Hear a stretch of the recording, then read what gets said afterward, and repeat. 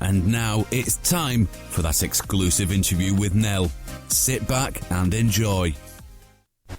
Welcome to the show. Can you just start by introducing yourself and explaining your role in the band? And can you also tell us why your band name is Nell? I'm Jongwan and I'm the vocalist of the band. We named our band after this movie called Nell. I think I was in high school when I first saw that movie. And in the movie, the main character, she speaks in her own language, and I thought that was quite similar to what music is to me. Who in the band is most like Liam Neeson from the movie Nell? Well, I don't know, but if I have to use one, I think Jaekyung, probably, because he's the tallest. If there was ever a movie made about your group, what sort of film would you like to star in? Movie? Well, I haven't really thought about it, but if there is one, I think it would be nice if it's a road movie kind of stuff. Nothing too serious, bit of humor and love. Yeah, I think that would be great. How did you all originally meet? Were you actually friends before forming the band? Jaekyung and Jaewon were friends since they were 10 years old. And I met them when I was about 15. And then we met Jonghoon when we were 18. We were just kids who likes music, beer, Soju, which is Korean liquor. And at that time, we didn't really think we would come this far. So I guess we're pretty lucky.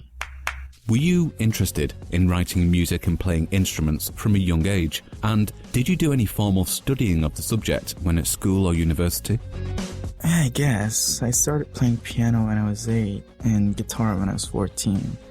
And I never really studied music in school, but, we all learn from the music we love. So in that way, I guess I studied music. When you went to military service, were you sad to leave Nell behind? And was it difficult to restart the group after such a long break?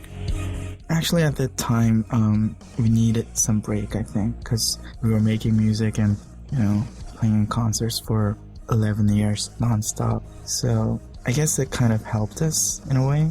It really gave us time to look back and refresh ourselves. So it wasn't that bad. Listeners of our show have said that your music's very easy to listen to, very familiar to Western ears. Have you always liked British groups, and who are some of your favourites? Yeah, I'm a big fan of British music. But, I grew up listening to a bunch of music, from Simon and Garfunkel, John Denver, to Nirvana, Radiohead, even Metallica and Pantera. I'm quite sure that all of those music had an influence on me. And it's really hard to pick 2 or 3 musicians because there are way too many great artists and great music. Our listeners love your music, and the UK listeners have said that your new songs sound very similar to Keane or Snow Patrol, and even maybe a little bit of the Manic Street Preachers. What do you think about such comparisons? I always say that even though I made my music, when it reaches to the listeners' ears, then it's theirs from that moment. So they can take it any way they want and just feel it any way they want. But it's interesting because to me, Keane, Snow Patrol, and Manic Street Preachers, they all sound really different. How do I feel about that comparison? I'll just take it as a compliment. Other than British music, what other things influence your song creation process? Many things, I guess. People, culture, food, weather, practically everything around me has something to do with my creation process.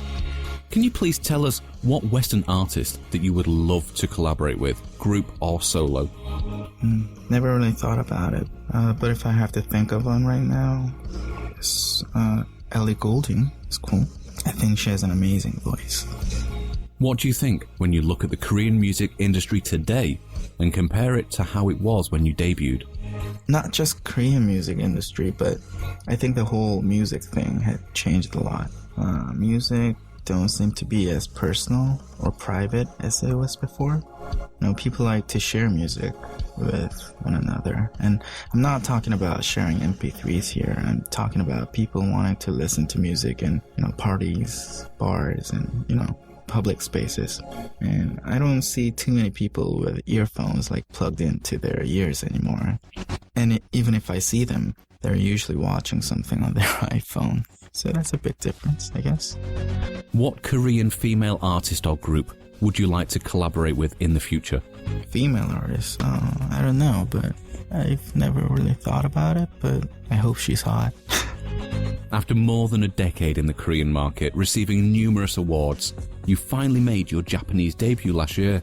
Why did it take so long to approach that particular market? We actually had a chance to go to Japan at 2008, but we had to do our military service. And when we came back with the album at 2012, we had to focus more on our fans in Korea, who have been waiting for us. So I think now is probably a good time to go outside of Korea and meet new people. Did you have to change your style a lot for this different audience? And have you received a positive reaction from the Japanese fans so far? Yeah, Japanese fans were great. They were gentle, polite, and they support our music. So what can I say? They're amazing. Do we have to change our style? No, not at all. I mean, I want to be myself when I communicate, not the person they want me to be. It's like, that's my way of being polite to people. And I want to be polite, so we didn't really have to change anything, yeah. Why did you choose Slip Away as your first Japanese release? No fancy reasons, really. I just wanted them to listen to our latest album because that's who we are and where we're going right now at this moment. Other than the obvious language difference, are there any changes to the Korean version? Maybe different arrangements, extra tracks and so on? We've changed a bit of mixing balance on a few songs and included an acoustic version of the song The Day Before on our Japanese album. That's about it, yes. Your new Korean album is Newton's Apple, but will you also be releasing that in Japan when you finish promoting the album over in South Korea? Yeah, probably. We're talking about with our label right now. The idea for the promotional video before Newton's Apple came out was very unique, very impressive indeed.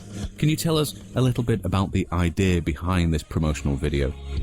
Well, I just wanted people to feel like they're in the recording studio with me, listening to the new album for the first time, and also wanted them to focus on music rather than any kind of, fancy visual stuff. So that's why I'm just sitting there listening to music.